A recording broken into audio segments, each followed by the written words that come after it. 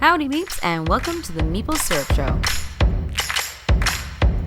Welcome, Meeps. It is Wednesday night. Hi, how are you doing? Hey, everybody. Yeah, we're here live on a Wednesday night, 9 o'clock p.m. Eastern Daylight Savings Time. And we're here with Joyce Lin. Joyce, where are you actually recording from? Santa Cruz, California. Oh, okay. So you're like 3 wow. hours ahead. We didn't know. It's like just 6 p.m. over here. Oh, okay. I didn't actually know you're in California. For some reason, I thought you were in New York. Okay, that's great. And Jesse and I are in Canada, in the east. So it's 9 o'clock here. It's getting dark outside. Well, it's very dark right now. As is the way it works out here in Eastern Canada in the fall. It gets very dark very quick. So a lot of people are in Essen, and we're missing somebody too. We're missing Erica. Erica is taking the night off to do, I think, school stuff. So there we go. But we have our wonderful guest, Joyce, with us tonight. Joyce, can you tell us a little bit about yourself? Yeah, sure. I'm currently a student at UC Santa Cruz. I like Jell-O. I noticed that. I noticed that in your Twitter handle. Yeah, go ahead. Yeah, I'm studying game design here. Okay, cool. Oh, UC Santa Cruz has a game design program? Yeah, it has like two categories too. There's CS and art, and I'm in the art one. Oh, interesting. What's the difference between those two? CS one has like more programming, and art you get to like take more art classes, which I like. Okay. And are they two streams of the same program, or are they two separate programs that happen to be doing like similar things? Yeah, they do similar things, and at like in senior year, which is the year I'm in right now, we have like a capstone program. Right. And then you have like students from both programs like working together. So you're doing joint projects sometimes. Yeah. Excellent. And you mentioned earlier off air that you're doing something with Oculus VR. Is that through the program itself? No, that was I applied for it, and Oh, awesome. Yeah. And that's something outside of UC Santa Cruz? Yeah. It was recommended by a professor though. So. Oh, excellent. Okay, so you got opportunities coming out of the program, which is great to hear. Jesse? Yeah, that's awesome. Yeah. What's on the wall behind you? It looks like Lego. No, that is Helena's office taking form. That is a growing, soon-to-be infinite collection of sticky notes. Right. That is a mixture of numbers and to-dos and things I don't understand. And does it just like get pasted on top of each other like this kind of like? Yeah, it creates like a beautiful artistic mosaic of business. Oh, nice. Yeah, it looks pretty. Yeah. It seems like it feels like armor or dragon scales or something. Yeah, that's a good way to describe it. So. Imagine if you had dragon scaled shaped like sticky notes. That'd be kind of awesome. So your wall is a dragon. Yeah, right. There you go. I like it. Jesse, what have you been doing lately, game design wise? Design wise, or game playing wise. Well, so design wise, I've been trying to get my office in order, just like Helena is doing with hers behind me. So I'm excited. We got whiteboards, and I've made myself a little Scrum board to keep track of all of my projects. And so that's cool. And then the most interesting thing game-wise that I've done recently is I finally played Spirit Island last night. Had a friend over, made deep dish pizza, and played Spirit Island. Is that why you were talking about Spirit Island the other day? Was in the co-op thread? Oh, I mean, I was talking about it the other day because we were in a thread about co-ops and whether or not quarterbacking is a problem. And it's an example of a game that's imminently quarterbackable, but people don't see it as a problem. So not quite related. But a friend of mine here in Kitchener loves the game to death, and so we've been back for 23 days, and for 23 days he's been asking us when we can get together so he can show us Spirit Island. We finally did it last night, so it was good. All right, and did you like it? I did in the right mood. You have to be in the right headspace for it. It's a game with a lot of little moving parts, and so you have to be in the mood for like thinking a lot about details. And we were doing it while we were also baking and making pizza, which is not the optimal circumstance to be in. Right. It's like coming in and out of the like something on a timer, something not on a timer. Yeah. So. And how Joyce, about you? Joyce, what about you? What have you been doing lately, game wise or game design wise?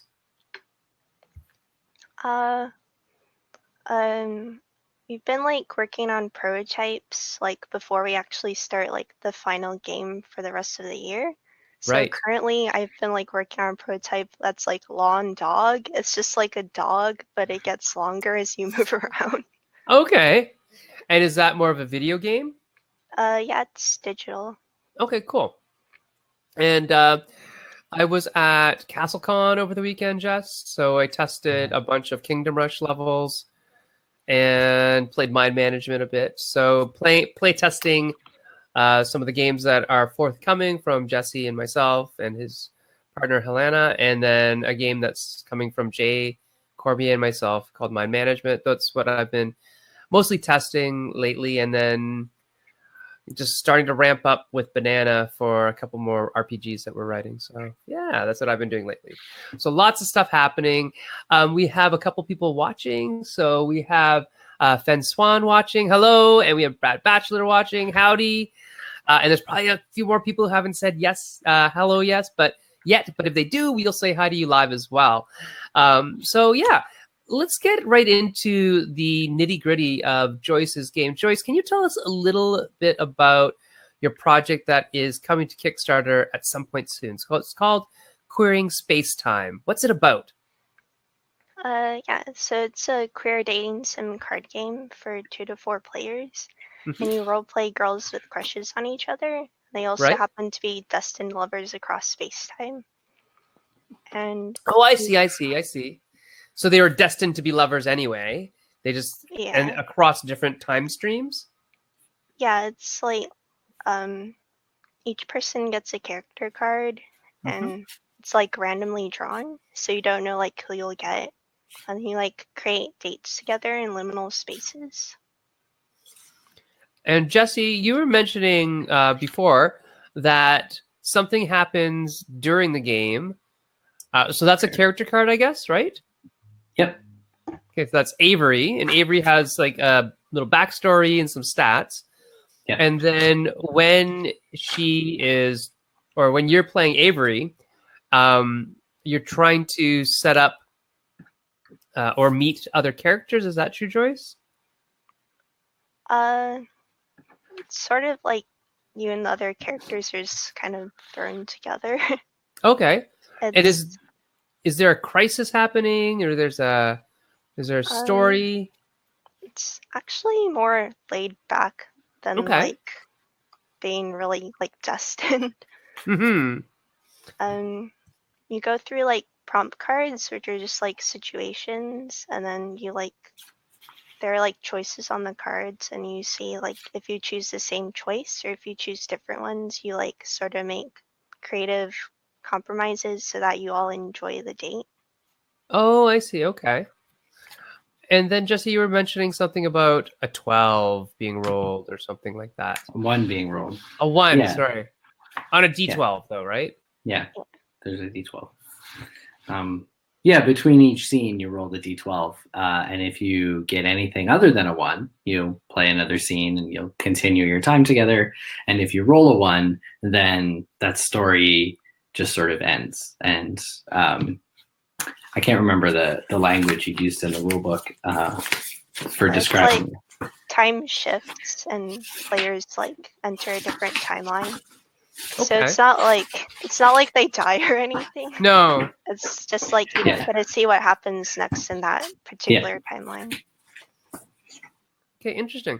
And was this a project that you started at school? Yeah. It was in a class where you had to make like a card game.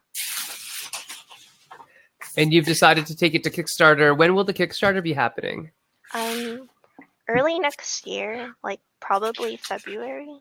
Okay, because I remember you saying that, the Kickstarter page and stuff hasn't been completed yet, but that's the goal, right? Is to kickstart this? Okay. And how many cards are in the game so far? I think it's like 72 situation cards and about 20 character cards. Okay. And it's a game for 2 to 4 players to play? Mm-hmm. And how long does it play in? It depends, because in the rule book it actually says like it's as long or as short as you want it to be, because it's like the idea of querying space time. You just like go with the flow with whatever is best for you. Okay. So, like the shortest can just be like 5 to 10 minutes. Usually it's like 15 to 20. Mm-hmm. But like people can definitely play longer if they want to. Okay, cool. Fen Swan is saying that's a really cool concept.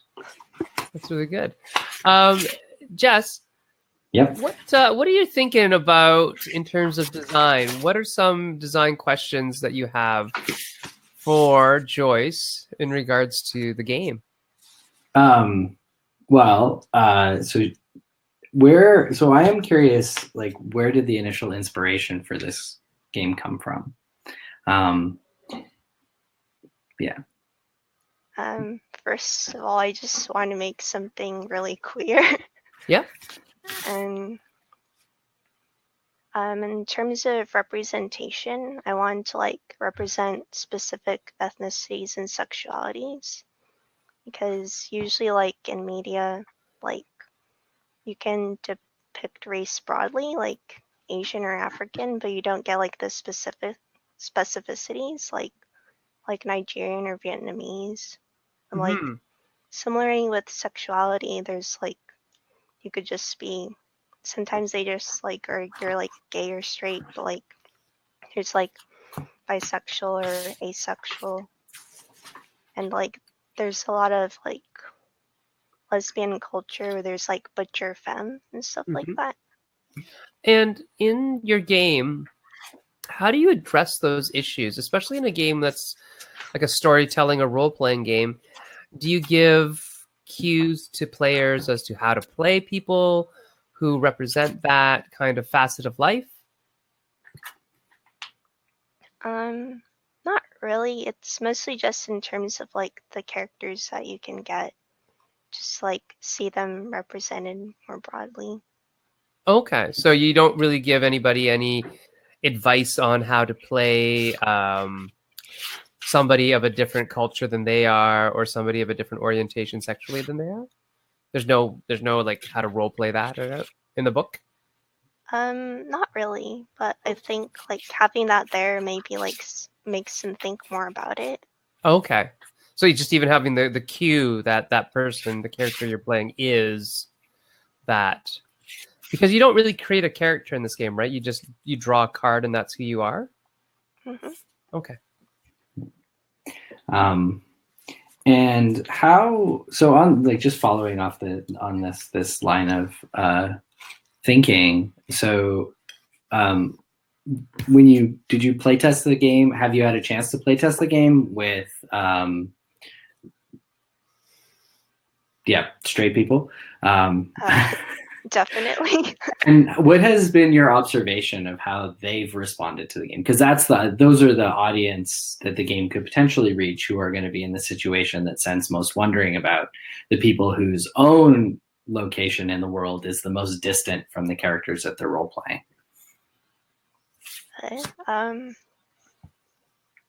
I think it's generally been positive. Like sometimes I just have cis straight white dudes playing, but they still have a good time. Good. I guess in that case, I'd be like more concerned that they might not have like the cultural background, like in order to like enjoy it to its fullest, but they could definitely like learn about it. Right. So it's the cultural background that you've seen as the thing that people struggle with the most, as opposed to the orientation dimension. Kind kind of. It's like there's like queer culture that I imbued into the game, just like jokes and memes and stuff. And also, I guess just like having like the orientations on there, like butcher femme, and they might like ask, "Oh, what is this?" And then they like Google it, so that way they like become more knowledgeable. Okay. Yeah. Okay. So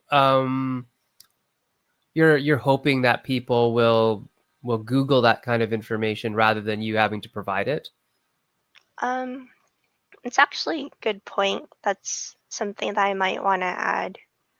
But I also don't want to like constrain with definitions, because Sure. sometimes like you have one definition, but like other people who identify as that may have a different one.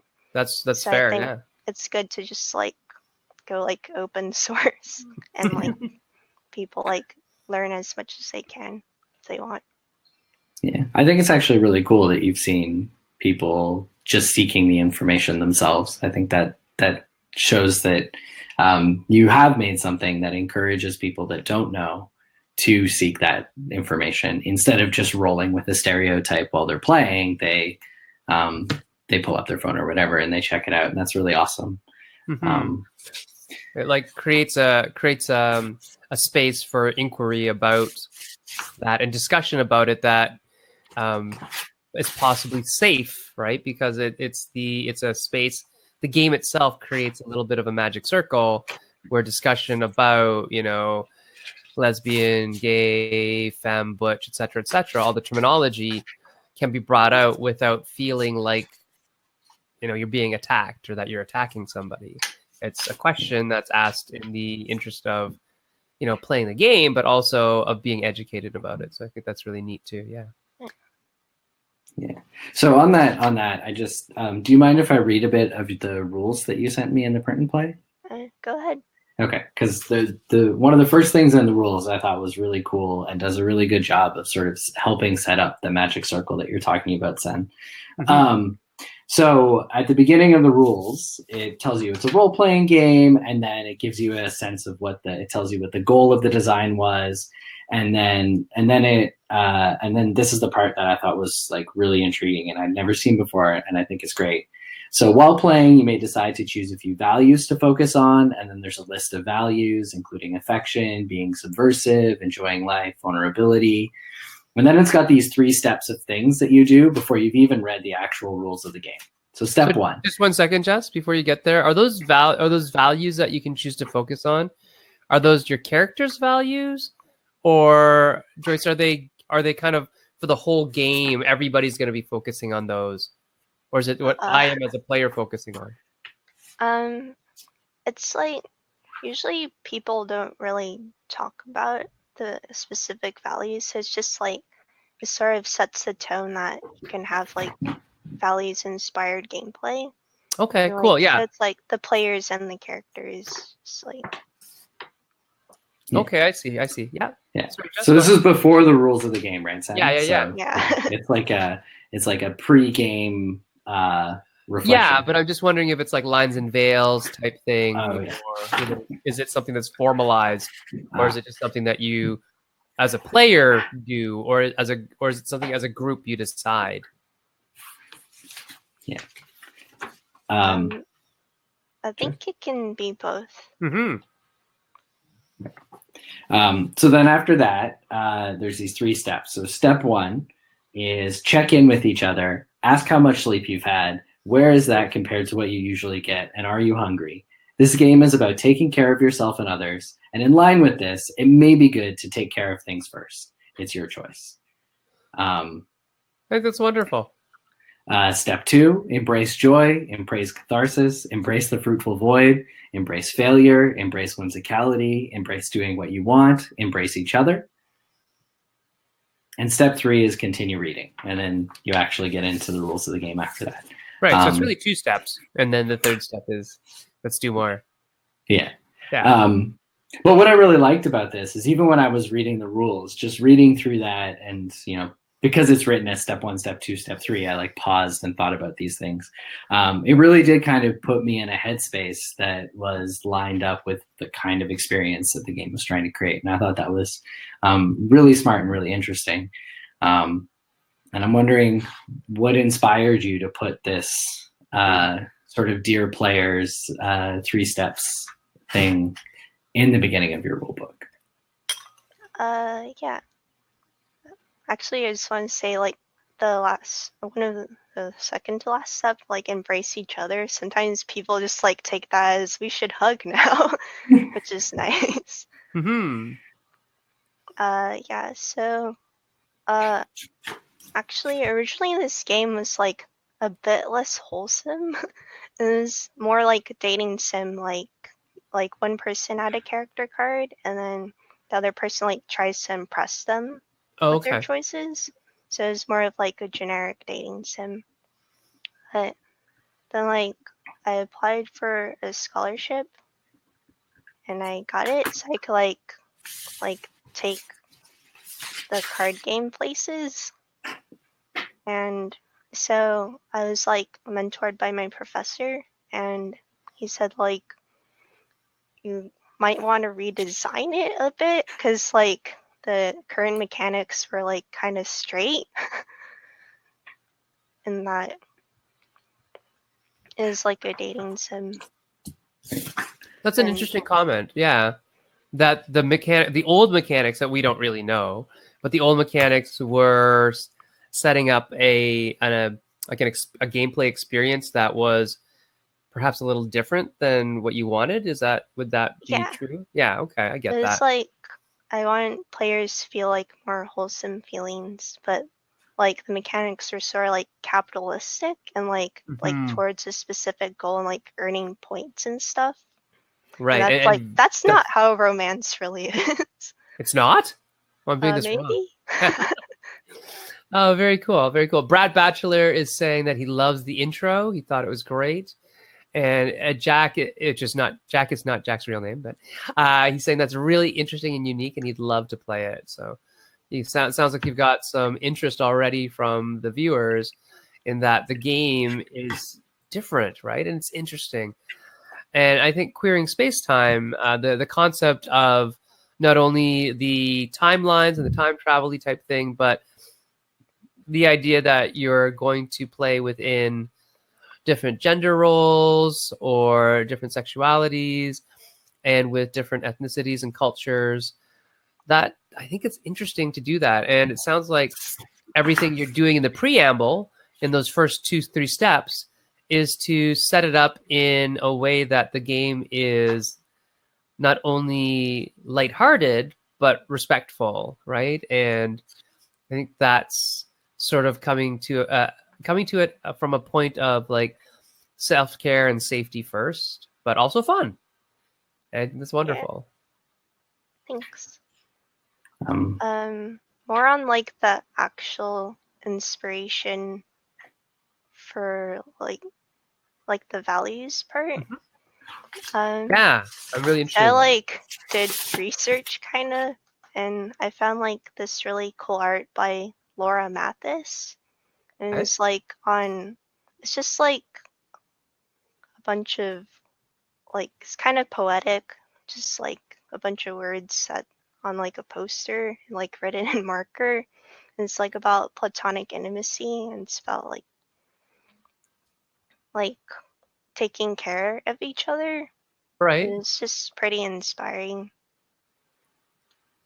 Okay, and it was some of the art that you saw that was very inspiring to you?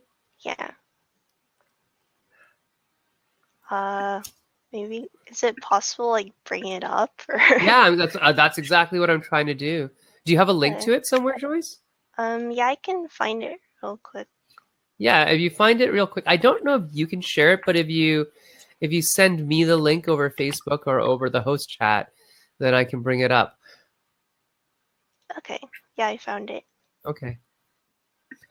Cool. While we're doing that, let's just say who's on. Let's see. We have Zach Connolly on. Zach, I just got the pledge manager for your Kickstarter, so I'll get that sorted out. Eric Slauson is on. So 2 of our great moderators. Helena Capella's on. Hi to you, and congratulations on how well everything is going with the Facilis Kickstarter. See, I say it right sometimes, Helena. And let's see, Joyce, do you have that link? Yeah, there we go.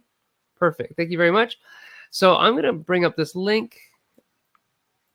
Oh, it's not letting me copy and paste out of here. No. Can you send that to me over Facebook instead? Yeah, sure. Thanks. Thanks very much. And so while we're doing that, fans out there, Meeples, just remember to ask us any questions that you have for Joyce. And while we're waiting for this, Joyce has a wonderful little stuffy there.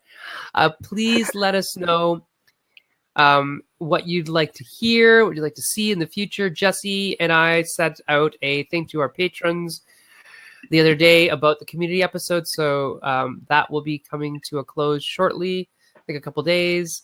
The poll that we made, and then what else is there, Jess, coming up? Oh, sorry, I was looking at the art that was just linked to us. That was inappropriate host behavior. We have the poll coming up, and I don't know. We do have a schedule through November. Is that what you meant? Yeah, kind of. That's a good thing. All right, let's see if I can share my screen. Back on topic. Yeah, sometimes I can. Sometimes it messes things up, but here we go. Oh, this is actually neat because I can do this. And let's see if this actually works.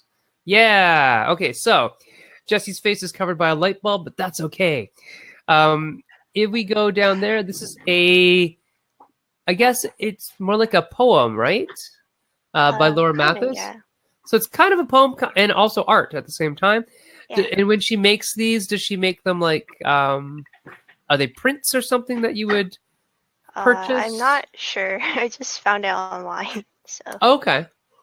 So this is very, very similar to your intro. Like, kiss your friends' faces more, destroy the belief that intimacy must be reserved for monogamous relationships, be more loving, embrace platonic intimacy, embrace vulnerability, use emotionality as a radical tactic against a society which teaches you that emotions are a sign of weakness.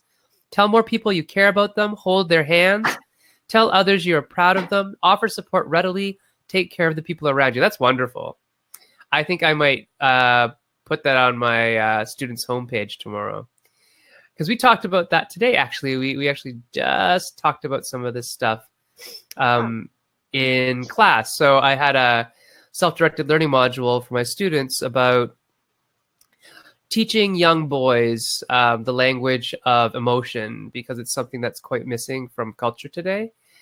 And we're talking in developmental psychology about what we can do as educational assistants in terms of helping boys regulate their emotions, especially young boys. And part of it, the evidence is showing that we don't do enough as parents and teachers and educators to give words to kids, especially male children or male presenting children, to talk about anything other than happy and anger. Yeah. And maybe sadness. That's it. Like those are like the two default states of boys. That's what you think. They're either angry or they're happy, and sometimes they might be sad. And it's actually kind of interesting. So I really enjoy this poster. So thank you for sharing with us. And yeah, definitely you can see the influences of Laura Mathis's work on that intro that you have. Like the, embrace things and embrace each other. I think that's wonderful too, right? Very, very cool. We have, sorry, carry on, Joyce. That's actually an interesting segue into my second inspiration for that. Sure, yeah. A class that I was in. It was like called Speculative Futures, and it's like, it's like we wanted to make a game that like sort of shows the future that we want to see created in the world, and like a game that would be set in that future. So that was fun, and also like really inspired me when I was working on this, because I was taking it then. Right. So that's really, really cool that all those things kind of got balled up into your game, right? And you took the inspiration and then applied it into your game. We have some questions for the audience. Before we do that, let's say hi to Paul Saxberg. But Zach Connolly is asking you, Joyce, to describe the system used in this RPG. What kind of, is there more dicing? Is it more storytelling? What's the core componentry of it? Yeah, I think the core component is more just conversation.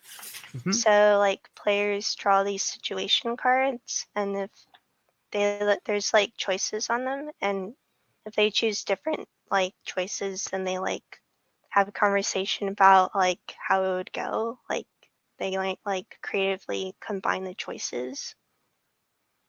Mm-hmm. I can give an example. Sure, that's perfect, because Brad Batchelor asks, are there any memorable dramatic moments from playtest sessions that you'd like to share? Like, what has come out in games that has demonstrated, all the things that you've wanted to see from the game? What do you think?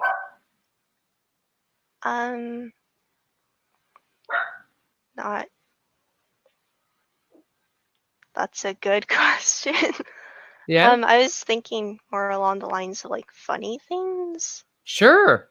It's like there's a prompt that's like you're in the park and you can like place gummy bears on her face, or like you can like run away so she can chase you. And sometimes like I've had like a game where there were like 3 players and they all chose like run away so she can chase you. So it's just like they said, so are we just like all running away from each other in like different directions? Right, because the mechanic of the game, other than the telling of the stories, is you'll be prompted to make a choice, right? Mm-hmm. And then all the characters or all the players have to choose. Is it a binary choice? Is it like A or B? No, there's usually A, B, C, and usually D. And sometimes D is like other, and you can like make your own choice. Okay. And so how do people choose, and how do people show what their choice is? And is it simultaneously that they reveal, oh, we all chose D, run away from each other, ha ha ha? Or how does that work? Yeah, they choose the choice that they think that their character would enjoy the most. Mm-hmm. And then they like share that with each other. And then if they choose like different choices, they can reveal information about their characters so that they understand like why they would choose different choices. Oh, that's neat. I like that. Yeah. Very, very cool. Very cool. Eric Slauson just said, for those people who are working on RPGs, there is a Metatopia pitch contest that ends tonight. So Metatopia, for those of you who don't know what it is a game design convention that is in Morristown, New Jersey. And it runs in early November, and it is a wonderful designer-specific convention for all things tabletop, RPGs, board games, card games, analog stuffs. And so there is a contest apparently open till midnight tonight to pitch an RPG. Yeah. I'm not sure about more of the details, but there are more details, and that's really cool. So let's see here. What are other people saying?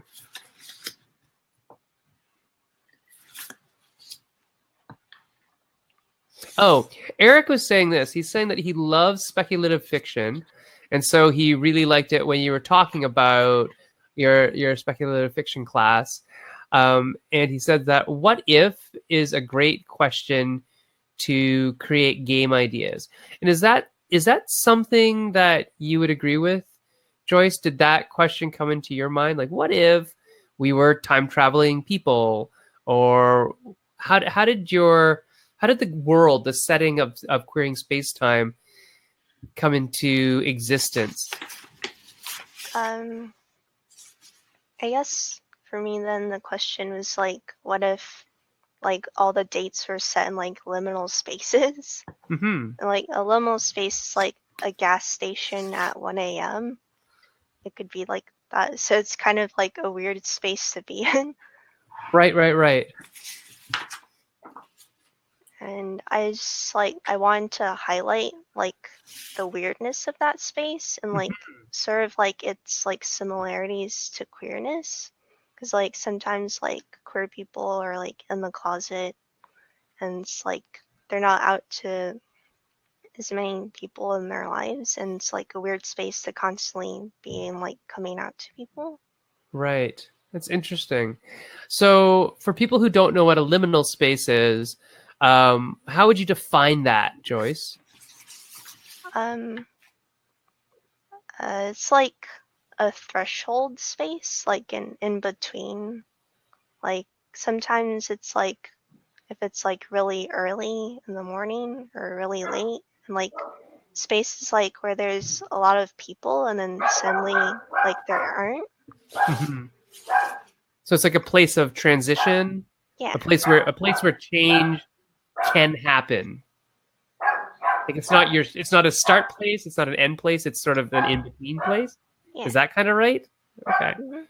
cool. And you chose liminal spaces, you're saying, because it's sort of it's sort of like a setting that also reflects the characters in the story as well. Like they're also maybe in transition, maybe in a state of, Yeah. unknowing about themselves or their relationship status and their sexuality and all that kind of stuff, right? Is that true? Okay, cool. Very interesting. Jesse, what's going on? So more on the excellence of these rules. There's a definition Yeah. of liminal space on page 1. Oh, cool. What does it say there? I didn't know it was in there. So the rules define it as an in-between transitional space that can feel lonely, nostalgic, or comforting and cathartic. Exploring this kind of space or void can be vulnerable, and when done with other people can indicate trust, be bonding, or just plain fun.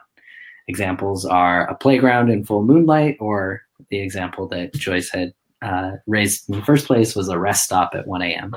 Mm-hmm. So it just like it goes to show that the concept of the game is built around this idea that not everybody has encountered, and you asked her about it, but it's also right there in the rules. Right there in the rules, because that's something that the players would need to knowledge they would need to have to actually get into the experience the way that it's intended. The other thing that I sort of jumped out at me, skimming through the rules again while you guys were chatting, was that one, there's no lost state in the game. Right. Yeah. And two, the win state is you win the game if you're smiling and happy and enjoying yourselves, having crafted an experience by proxy, an experience that takes care of all of you and is wholesome and good. And it's so nice and warm and comforting. Mm-hmm. But to have a question out of all of this, so you had sent us a couple of things to look at in preparation for this conversation. One of them was a New York Times piece that you were one of the featured creators in. And Sen, I sent you that link. Yeah, I'm gonna bring it up right now. If you wanna pull it up or post it in the chat so viewers can check out the article. It's a really cool article, and Joyce's got a bit later on down in it. And in that article, you describe your game as a queer form of resistance. And I would like to invite you to talk about what that means to you. Like, what does it mean for your game to be a queer form of resistance? Yeah, it's like there's so much out against this in the world and generally, and also for queer people.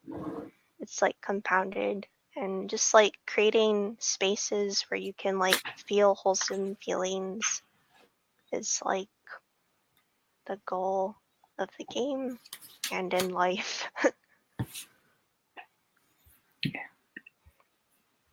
And also just like the idea of like radical softness, sort of borrowed from Laura's Mathis art earlier. It's like being soft as a form of resistance, like allowing yourself and creating space for others to be wholesome. Mm-hmm. And like take care of each other. Cool. Thank you. I thought, yeah. There we go. There it is. Yeah. Yeah. So there's some pictures. That's also a picture of the game, I think, too. Some of the characters. It's kind of spoilers. Not really though, if you've played it. Oh, we're going to really, really zoom in.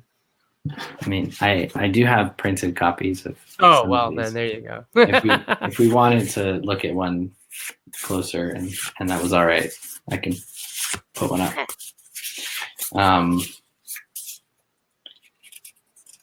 A nice thing is that I got featured in this article because I went to Game Devs of Color Expo, which I think was like a really great event because they're like helping developers of color like gain more spotlight.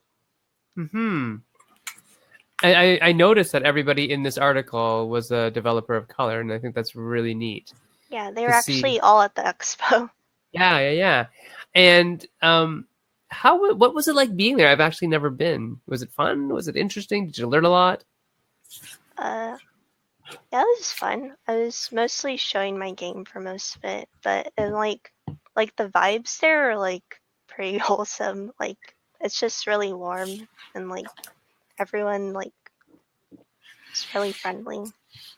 Neat. And where is that held? It's in Harlem in New York. Right. And is it in like the summer, the spring? Yeah, it was this summer and other summers. Very cool. Very, very it's cool. Actually cool because the host of the conference also won an Indiecade Award for like being game changers, which I think they totally deserve. And how about you? You've also had something related to Indiecade. Can you tell us about that? Yeah, I was actually nominated for an Indiecade Tabletop Award this past Indiecade for querying space-time. Mm-hmm. That was cool. Mm-hmm. That's awesome. That's really good. It's nice to get a little bit of recognition every now and then, right? Which is wonderful. It was nice because I also got to share the game with more people. And especially people of my target audience. Right.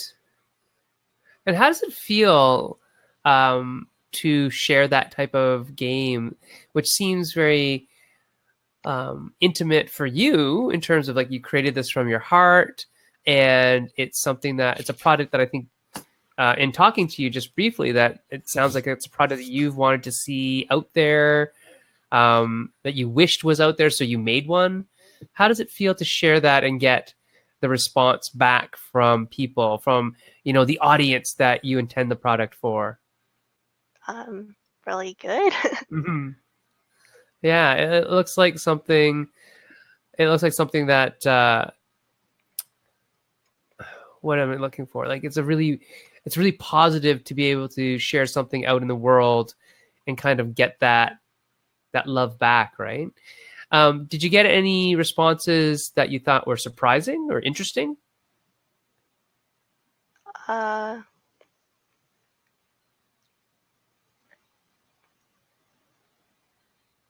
guess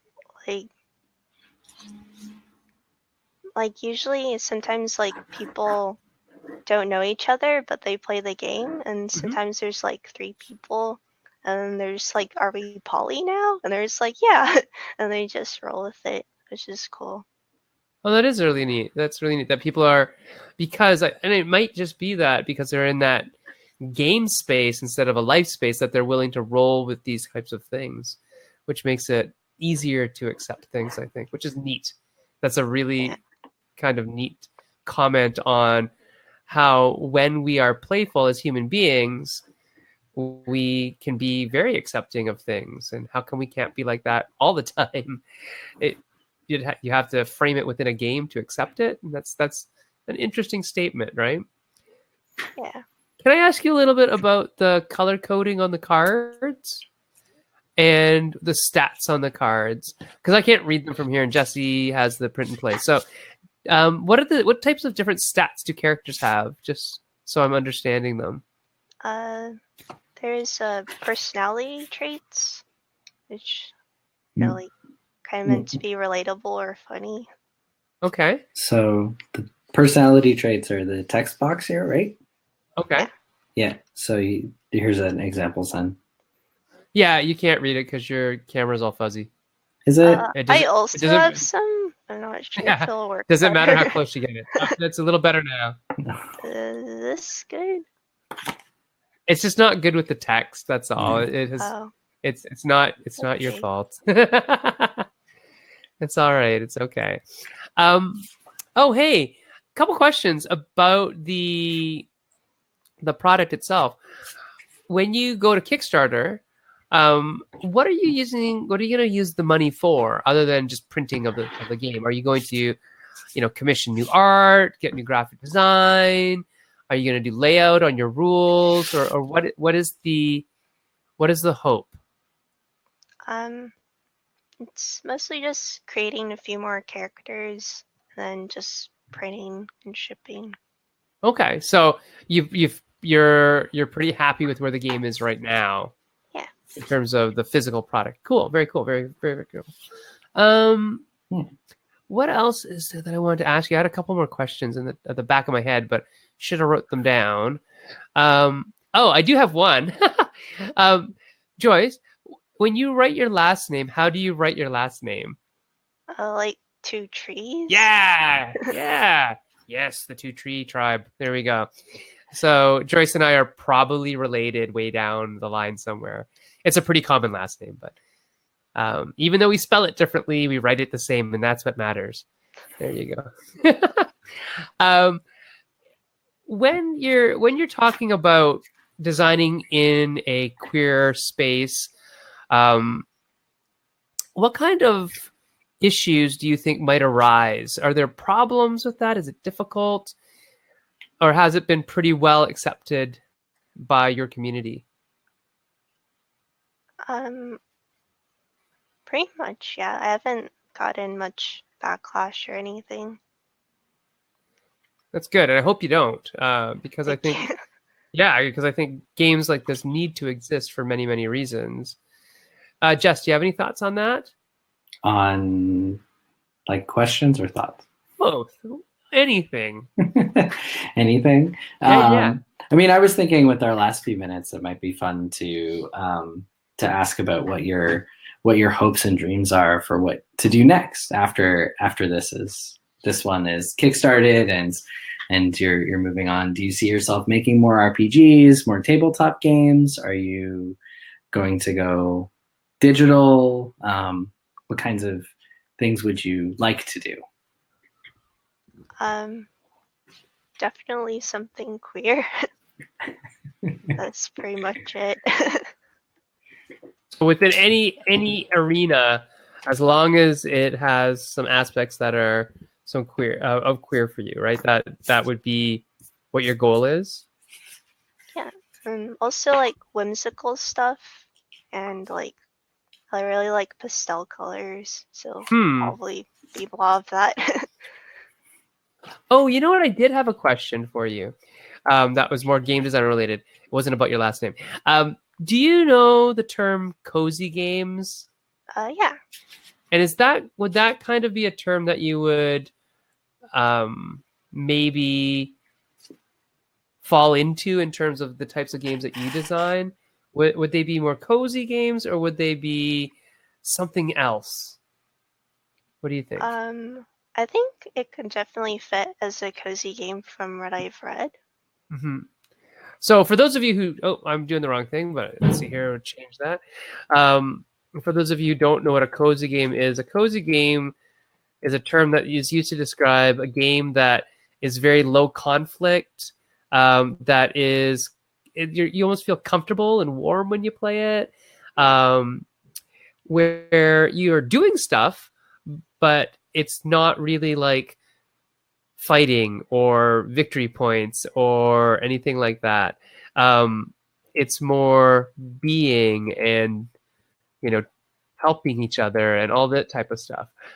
So I was just wondering if queering space-time would fall into that, or if it's kind of on the edge of a cozy game, because the way that you set it up with all the phrasing at the beginning and the first couple of steps really does feel like you're trying to create a safe play space and a cozy atmosphere. So I'm just wondering if they're at all related.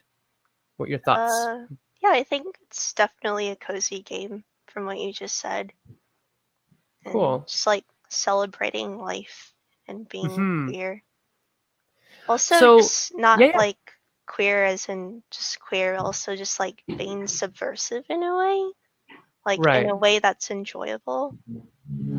That's an interesting way to put that. Okay, subversive in a way that's enjoyable.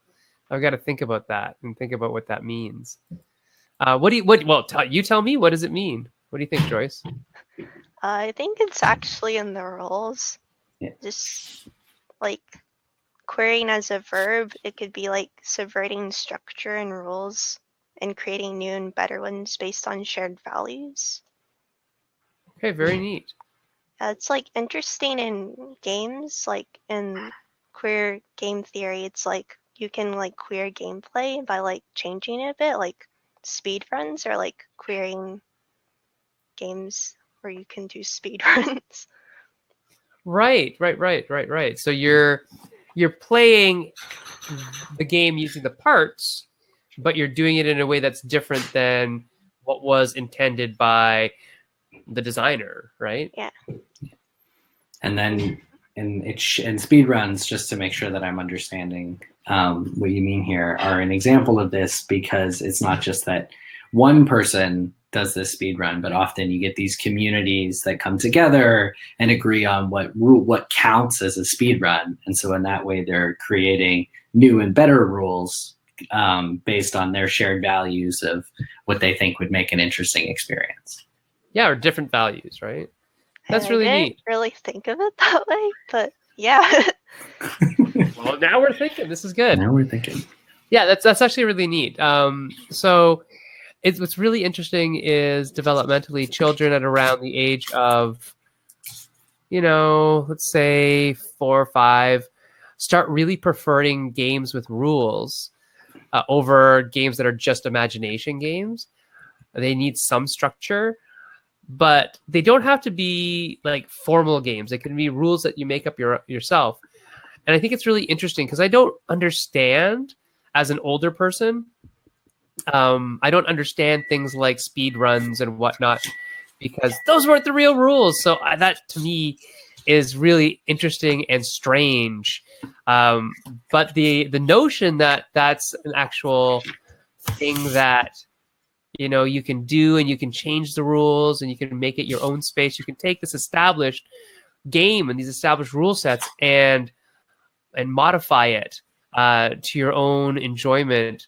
I think that's really neat. And I see my kids doing it all the time. Like, they don't play Fortnite to kill each other. They play Fortnite to build as fast as they can certain tower levels and things. So they do all these other things, and they make these goals within the game that they're talking to themselves about. And I know Jesse does this too when he plays games. He'll say, I'm going to do this whole game as this character class, and I'm never using the most powerful spell or whatever it was. I can't remember what you were doing. What game was that, Jess, where you...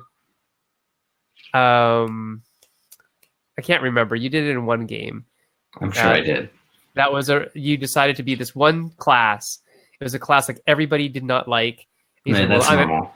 And then I'm going to do that, but I'm not even going to use the most powerful spell they have. I'm never going to use it, and I'm still going to win. And I think that's really interesting, that people will set challenges for themselves within a game. Yeah. And I don't find that we do that a lot in board games. But we sometimes create space for it, but we don't actively so it's not uncommon, for example, for board games to include some blank cards.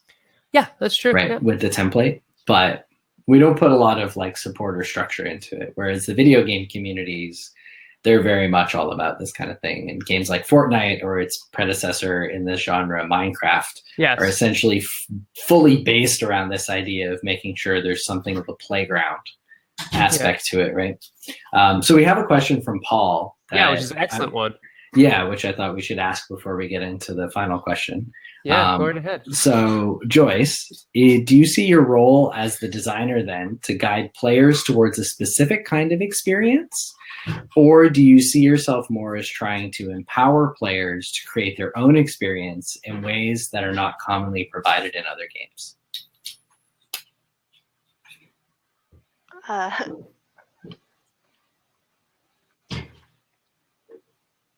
I think both, actually.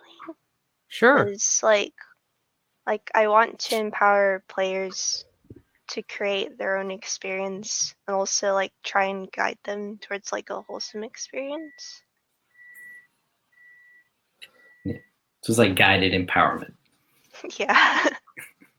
It makes it sound like really hippie. But, yeah. I mean, you are in California. Oh. You're right. I'm also in Santa Cruz. Yeah, there you go.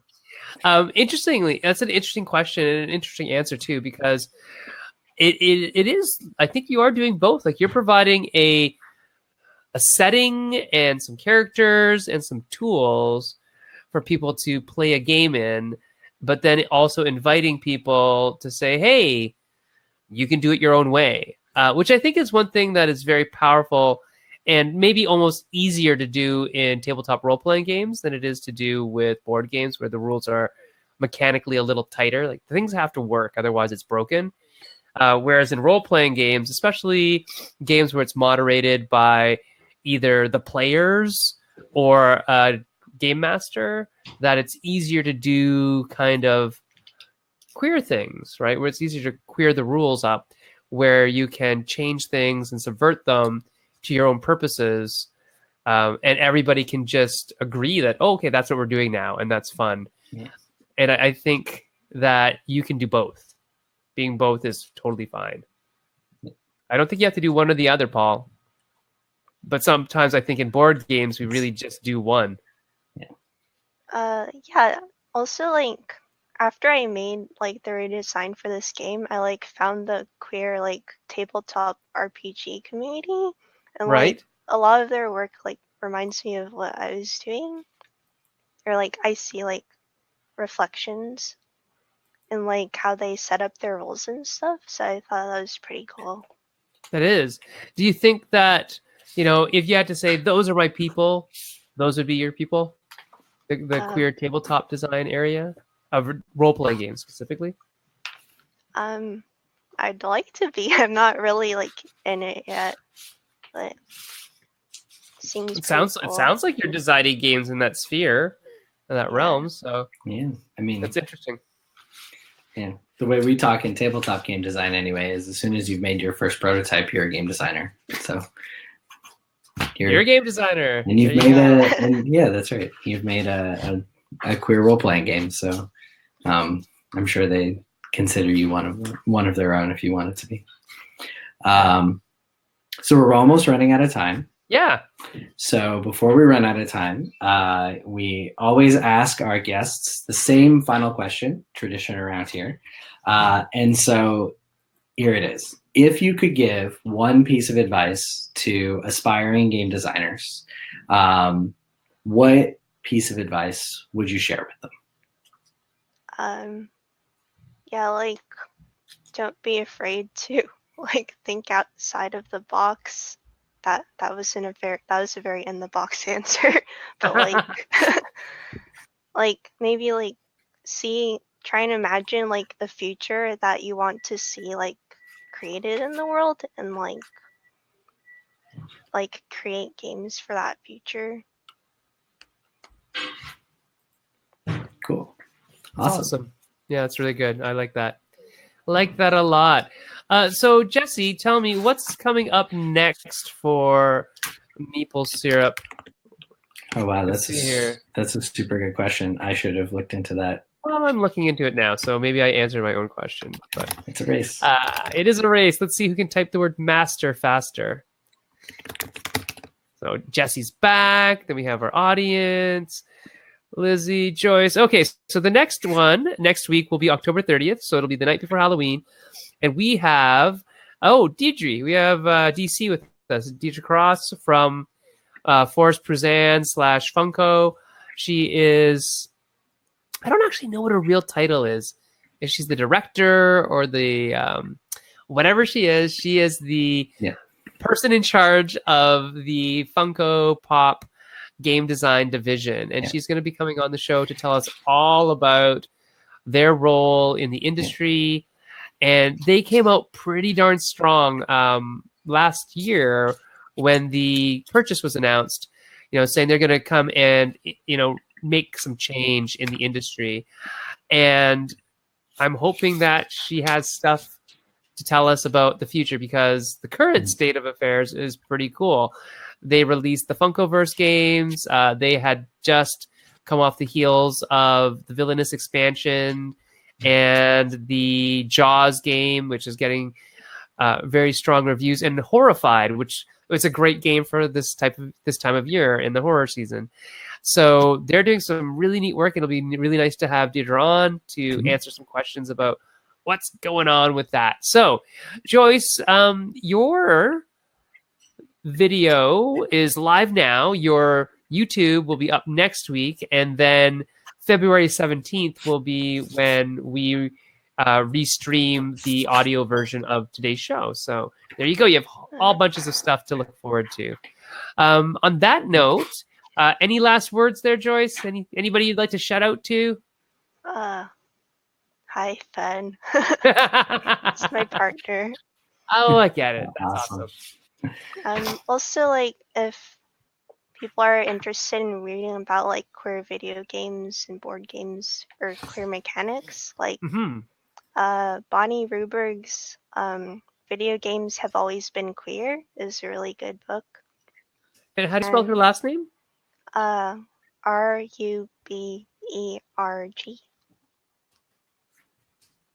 And there's a book. Cool, very neat. And also, Avery Alder's talk on queer mechanics in games was really inspiring.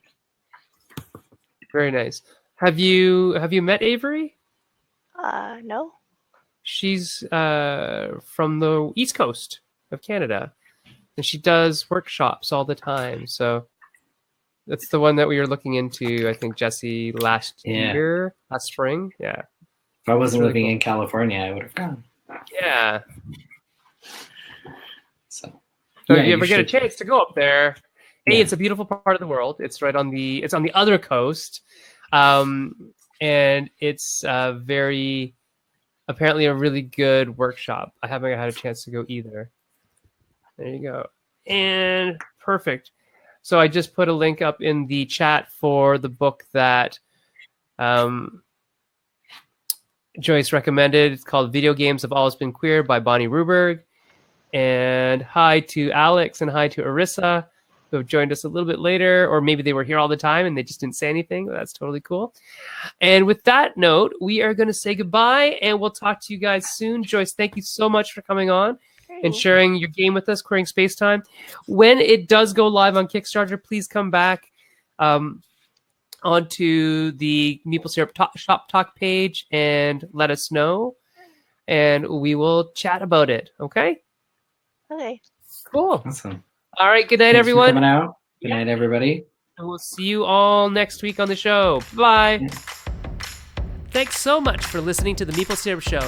If you'd like to support us on all of our projects, please check out our Patreon page at www.patreon.com/MeepleSyrup.